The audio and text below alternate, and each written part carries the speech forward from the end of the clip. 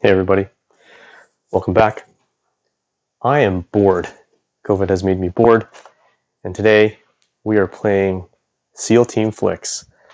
Seal Team Flix is a tabletop tactical dexterity board game where you are in control of an elite SEAL team whose mission is to prevent an evil terrorist organization known as known as Gaia's Hope from achieving their evil goals. Seal Team Flix is a pretty cool game. There is basically a flicking game, but it's more tactical strategy with flicking incorporated into it. And this adds this element of, well, I think when you're rolling dice, there is luck. With flicking, there is a little bit of skill. Well, no, there is a fair amount of skill and a little bit of luck. In Seal Team Flix, when you're taking shots, you're flicking different size discs depending on your weapon.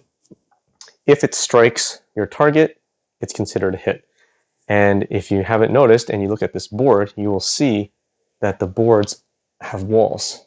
And there are 6 maps with this box, with the core box. I don't think there's a Kickstarter, but it's just a core box, retail box, and each map requires an initial setup.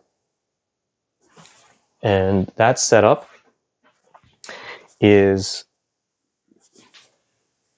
sort of a time-consuming process such that it took maybe about 35 to 45 minutes per board or per map to put together.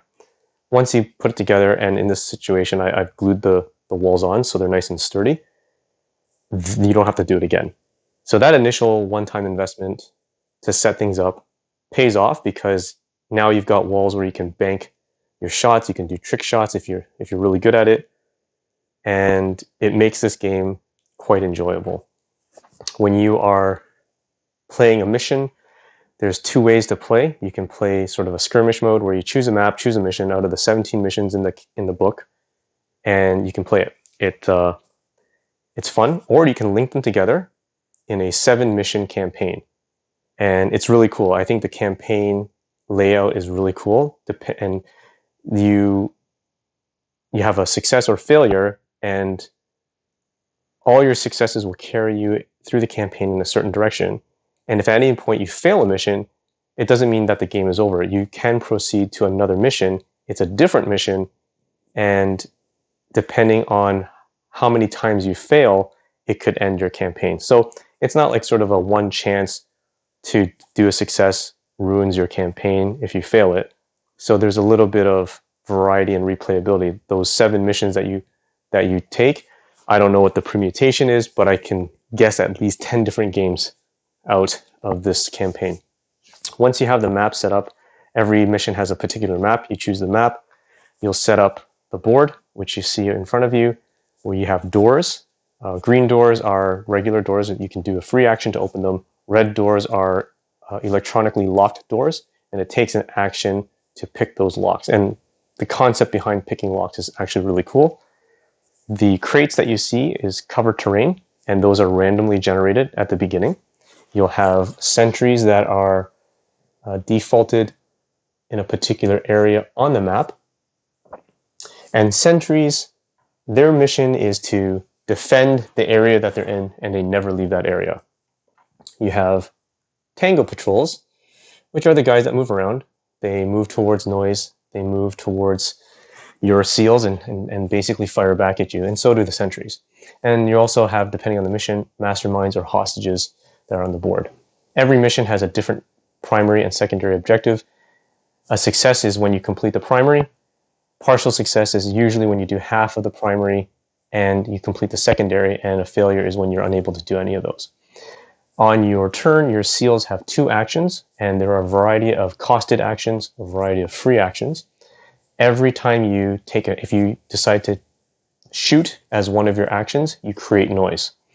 And that noise generates alertness throughout all the tangos on your board, and they will move towards you. So you might think that it'd be a great idea to just be stealthy and never have to fire a weapon, but that's never the case. You are going to be engaged at some point. You're going to make noise at some point. How you manage the noise is the key, and where you manage the noise is also key. Another interesting aspect is the sense of movement. The patrols move towards the closest sound, and I think that's very thematic. There's a lot of great components in this game that really ties in with the theme. You're Navy SEALs, you're in to do a mission, you're not running and gunning, you're trying to be as tactical and as strategic as possible and survive. Your players only have maybe 3 to 4 health, and you really have to position yourself so that you're not in the open. This isn't like other games where you can just be out in the open and maybe have like extra shielding or whatever. The other part that's randomized is the location of the initial patrol spawns, and also where you place your objectives. So I have objective markers here, here, here, and here. Those are 4 objectives. In this first mission, it's called Prism Lens, and we have arrived in our insertion point right over here. I've got my 2 Navy SEALs, George and Henry. And for both of them, they're pretty much the same. They have 4 health, 4 movement. And for both of them, I have pretty much given them the same type of equipment. This is another variety or variability in the gameplay, is you can choose different starting weapons. Throughout the campaign, you're allowed to sort of gain experience as you are successful in your missions, and you can rank up your SEALs. The basic is E6, and it goes all the way to E9. As you go up in rank, you have access to more, I guess, powerful or more elite type weapons. So every weapon and every equipment card has a particular ranking requirement. So for the beginning, you have just a basic set of equipment that you have access to for the start. So for both of them, I've given them a ballistic armor, which basically absorbs 1 shot. They each have a suppressor attached to their primary weapon. For Henry, his primary weapon is the MP5. And you'll notice that it supports a suppressor. Sometimes some weapons do not support suppressors, so you can't add that in. Their default secondary weapon is a Colt handgun. For George, I've given him a battle rifle, the M1A SOCOM, and it also supports a suppressor. It makes a lot of noise. In this card, you'll see that it tells you how much noise it creates at the top. So this will drop down 4 noise in the area when you shoot it. You can choose the type of disc or type of mode, which is a single shot mode, which is a large disc, or you can do a burst of 3, which you can choose between a medium size and a small disc. It gives the effects and attachments that are allowed, as well as the ranking requirement and any specific specialty requirements that you need. As you increase in rank, you're allowed to choose a specialty, and those specialties usually give you some kind of bonus or particular skill. So we're in Bogota, Colombia. We are in our insertion point. An intercept came across the desk indicating that Gaia's Hope, one of the most violent activists of the tree-hugging variety, is looking to purchase an unknown quantity and quality of heavy weapons.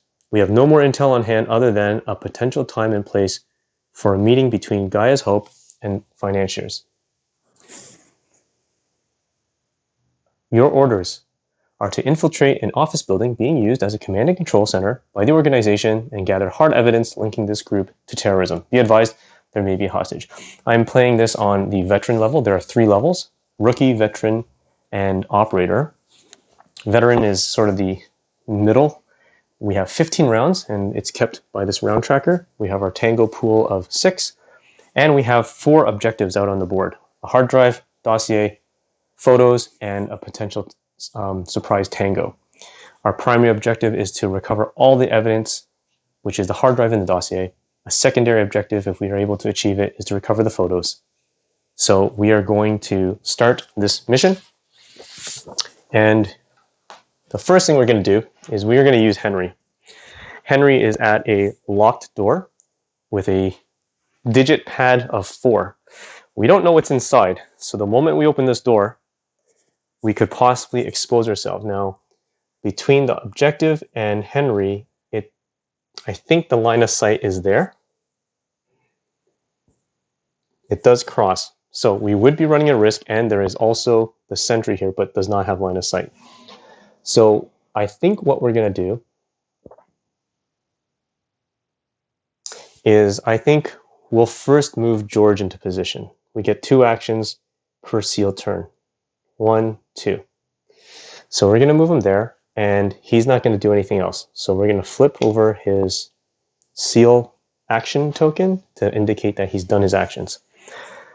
For Henry, he's going to go ahead and attempt to pick that lock. Now, one of the fascinating things about this game, because it is a dexterity game, is they've incorporated something really fun when you're picking these locks. So we have our keypad board.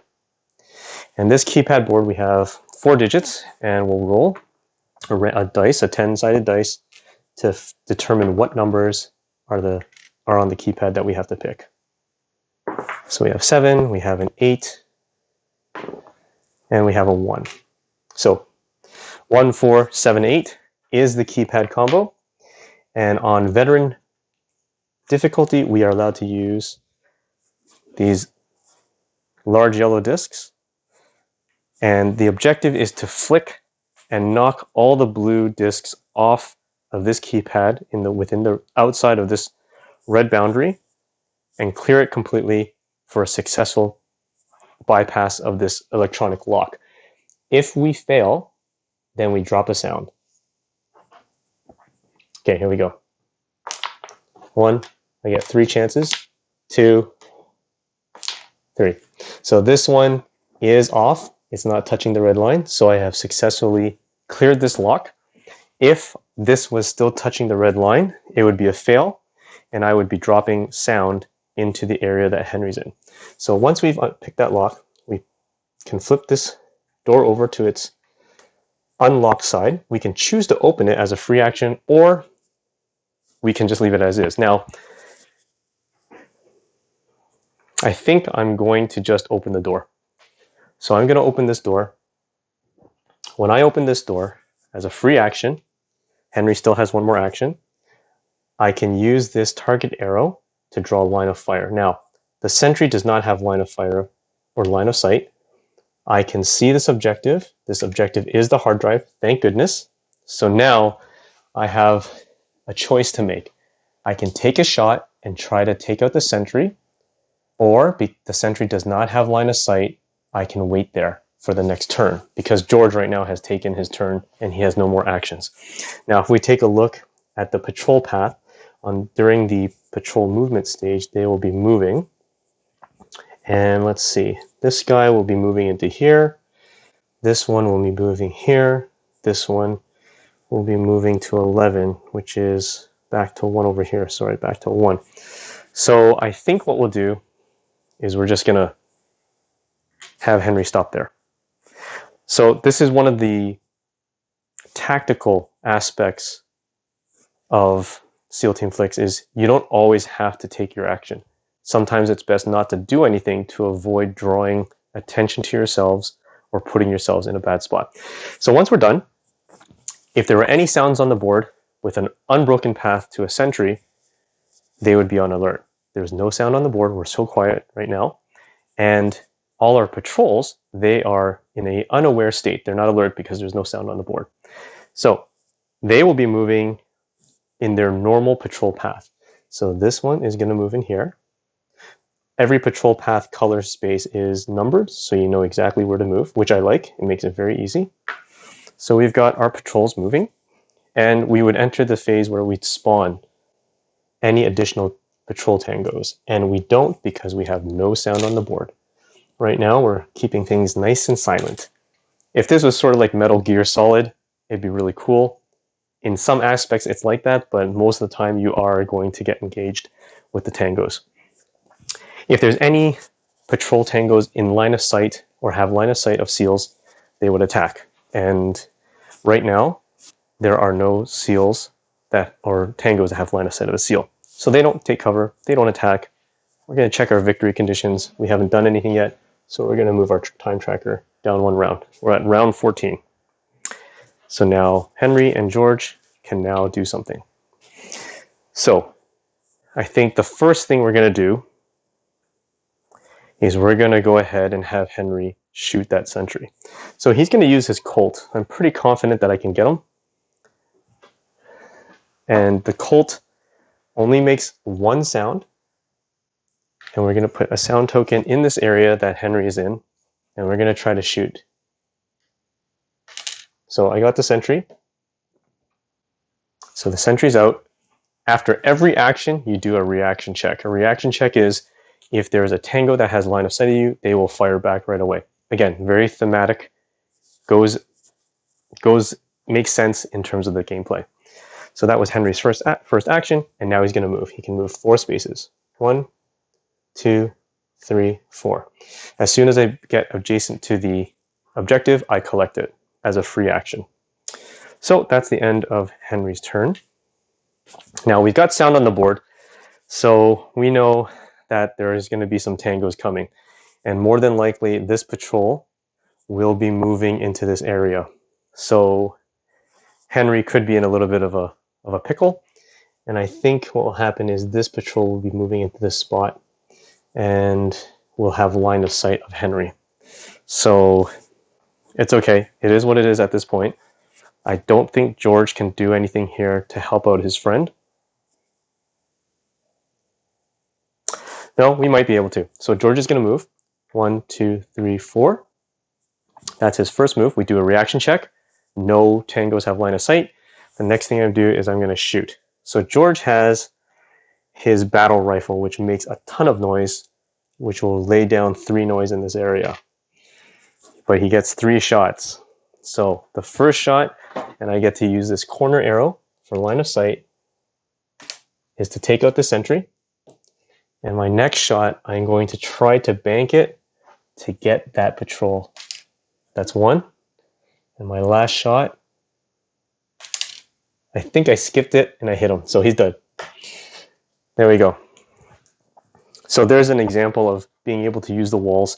And while it's not realistic, it is a flicking game. So it does make it fun. So that was the end of George's turn. He dropped 3 sound. So this area now has sound. So what we'll be doing is seeing if we can draw a path of sound. We do a reaction check. There's no tangos, so we don't have to worry about that. Reaction, the alert sentries. There is an unbroken path all the way to this sentry. So this sentry is going to take cover right here. Sentries automatically move once when they are alert into an area that has cover. And that's it. Now, there are no other sentries on the board. Now, because there's sound on the map, all the patrols are alert. And now they will move 1 adjacent area towards the loudest sounding, area with the loudest sound, which right now is here. So this patrol is going to move 1 adjacent area and to the highest number, which would be right here. This one will move over here. Well, let's see. The next adjacent area would be on this side. So he's going to move over here. It's the shortest distance, 1, 2, 3, 4, 5 versus 1, 2, 3, 4, 5. I guess it's the same. So it's all the same. You're just choosing the shortest path. And now what we're going to do is we're going to spawn some new patrol tangos. If there were none on the board, we'd automatically spawn 2. But there are 2 on the board already. So what we do is we add up the total sound, which is 4. And we're going to roll our dice to see if we match a spawn point 1, 2, or 3. We're going to roll it twice. 1, and we do, in location 1. And the second roll ends up being an 8, so no match. So we spawned 1 tango, and he arrived right over here. And now we're going to remove 1 sound from all areas. So now this sound only has 2. And if there was an alert token, there isn't. So do any of the tangos have line of sight of a seal? They don't, so they don't take cover and they don't attack. We move to the next round, 13. Here we go. Okay, this is very straightforward. George.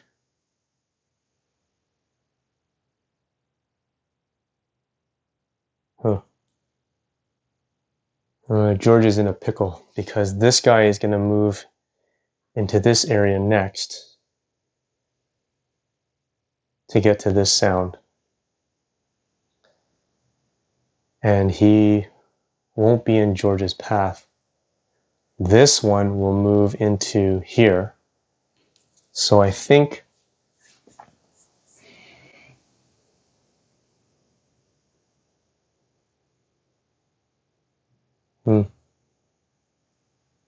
we might be able to wait this one out. And this one will move into here. Okay. So we're going to go ahead and move Henry first. We move 1, and we have now collected the hard drive. That's one of our primaries. And then as my second action, I'm going to move 1, 2, 3, 4. We are going to try to get to this door and maybe get across here to either uncover this objective or here. There is one objective here which I'm going to try to have George do it, but I don't think he needs to do it right now. And I think that was the end of Henry's turn.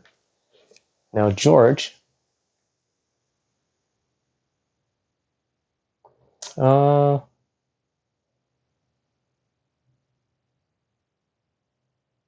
George is going to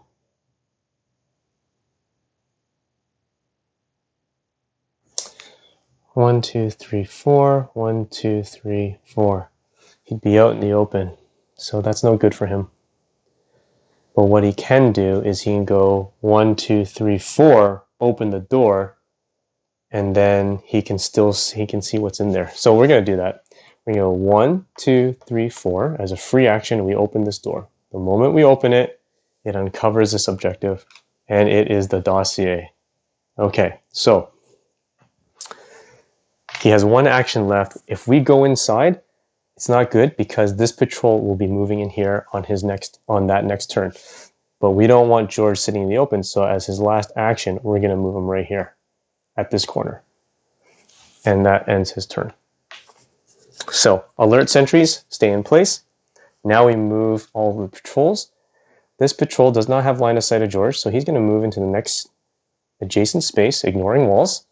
This one is going to move right here, doesn't have line of sight of George, and this patrol is going to move over here. Okay, so there's still 2 sound on the board. Divided by 2 gives us 1. We're going to roll once to see if we have a spawn, and we do not spawn any more patrols. And we're going to remove 1 sound from all the areas.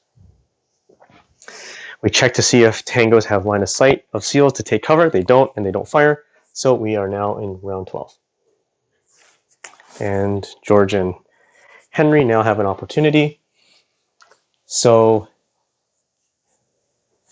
okay, so George has a couple options here. I think he's going to make a lot of sound, and he's going to have to move himself in a position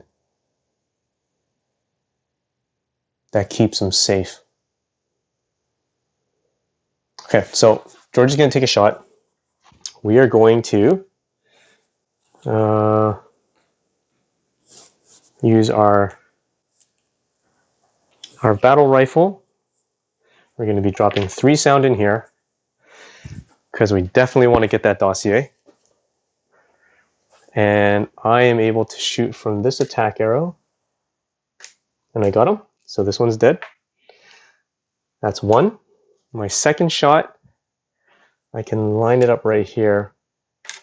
So I hit this, and my weapon can destroy crates and stun. I stun this patrol because he is adjacent to the crate as cover. This crate is gone. And as my last shot, I get a free shot at this guy. And he's dead. Okay, so that was my first action. So in my best interest, I am going to move into this room. 1, 2, 3, 4. So I'm moving into this room, and that ends George's action. I drop the sound for 3. Now Henry's going to move. 1, 2, 3. We're going to open this door as a free action, and we're going to stay here because we know this patrol is coming out. Okay, so there we go. That ends the seal turn. Alert sentries are still alert. They're staying where they are. Now this patrol is going to move to the area to the closest sound, which is right here. So he's going to move into the highest number of space in the next adjacent area. He does not have line of sight of any seal. And now we need to spawn some new tangos. We have a total of 4 sounds, so we're rolling twice to see if there's any spawns, and there isn't. Thank goodness. We're removing 1 sound from every area. And if any tangos have line of sight of a seal, they take cover. There's no line of sight, they don't take cover or attack. And our round tracker moves to 11. Seal's turn. Okay, so George, this is easy. This tango is going to move into this area next, and he'll be moving to this spot. So I think George will move 1, 2, pick up this dossier. We have our secondary, no, our both primary objectives are complete. So this is a successful mission so far. And then what we're going to do is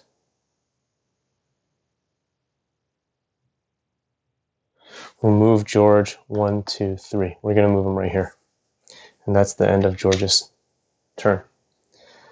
So Henry has an interesting option here. If Henry shoots, because he can draw line of sight from this attack arrow, if Henry shoots and takes out that patrol, on the patrol spawn phase, they will automatically spawn 2, and it will be on the yellow path, positions 1 and 2. So 1 and 2. So that won't be too bad. It might be worth it. And then they would again move to the loudest sound. Okay, so let's do that. So as his action, he's going to use his Colt, his handgun. We drop in a sound, and we're going to take a shot at this patrol from here. Okay, we got him. We do a reaction check. No tangos in line of sight. We're doing actually pretty good. And we drop the sound. Henry could move, but he doesn't want to move, or does he? I really want to get to this door.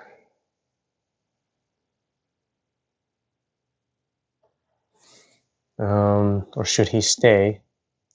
And this patrol would be right here, moving to the next area with the loudest sound. But we want George to come out. George already finished his turn. So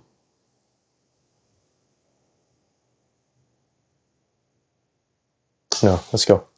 Let's go 1, 2, 3, 4. We've got Henry out in the open. He's adjacent to this unlocked door, so he's going to open it. And we'll see what we can do.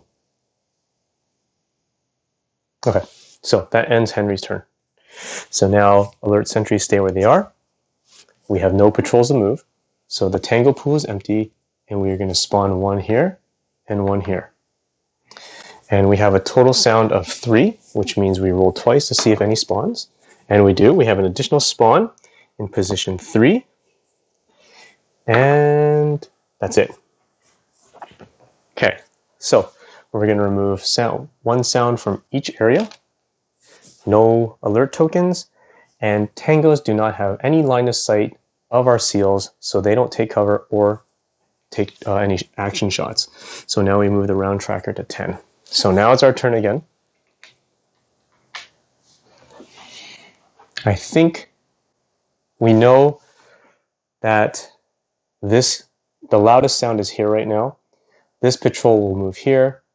This patrol will also move in this location, and this patrol will move over 1. So I think what we'll do first is try to get Henry over here. 1, 2, 3, 4. Reaction check. 1, 2, 3, 4. All right, he's at the next lock. So we're going to try to open that and see what's in there. Okay, George, he can wait. If he really wanted to, he could wait.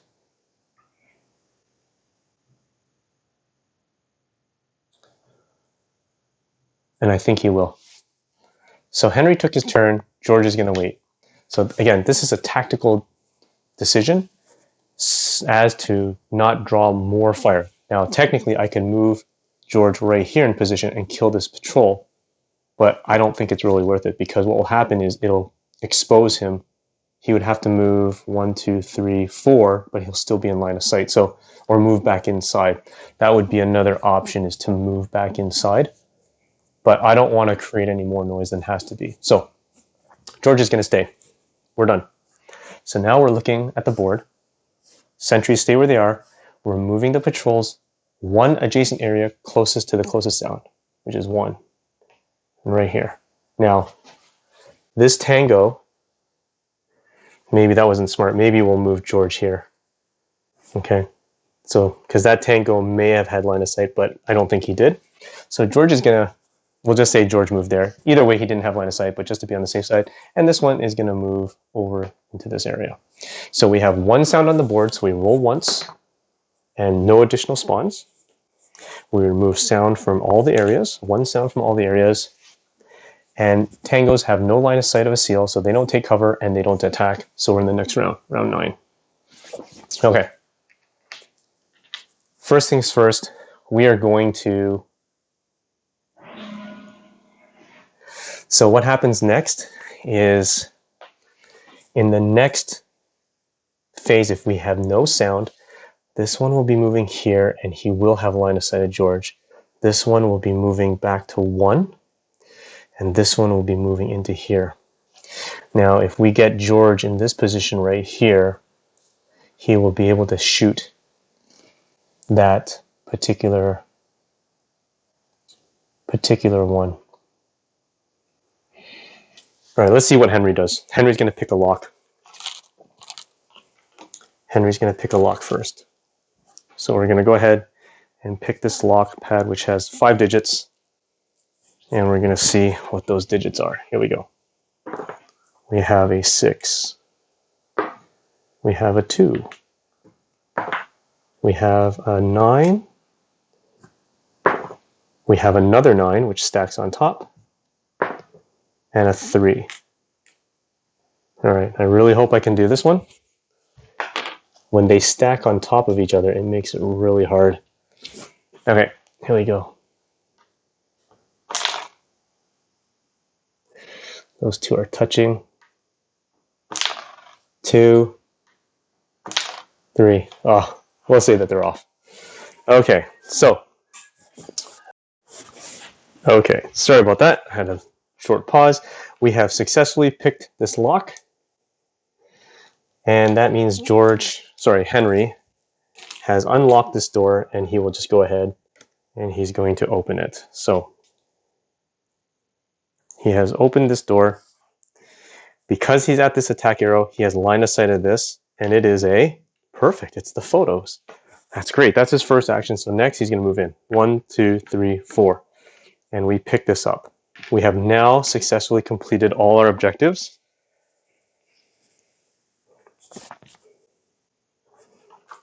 I think we would have finished all our primary objectives, but because we continued, because during checking victory conditions, the moment all your primaries are done, you end up completing it. So we just continued anyways, and that's fine. So Henry had finished his move, and now George can do something if he wants to. He can create some noise, but he's going to put himself in a lot of risk. But I think what we can do is we're going to move George over here. 1, 2, 3. We do a reaction check.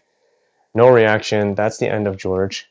So now we move on to the alert sentries. They stay the same. Alert patrols. They are not alert anymore because there is no sound on the board. So they have going back to unaware and on their regular patrol path. And when we move them, this one will be moving here. This one will be moving here. This one will be moving here. And these Tangos do not have line of sight of any of our seals. There's no sound on the board, so we don't have to spawn new patrols. And there's no attack fire. We checked victory conditions, and we are successful. We have completed both primary and secondary objectives with minimal firing. We actually had, this is my first game where I had no reaction fire, and none of my seals took a hit. So this is a very successful first mission in the campaign, and it allows us to give our players a rank token, and because we completed the secondary objective, we also gain one additional rank token, which can be given to a seal of our choice. And I think I will have Henry. He did a pretty good job. I'll have him rank up. So on the next round, he moves to an E7.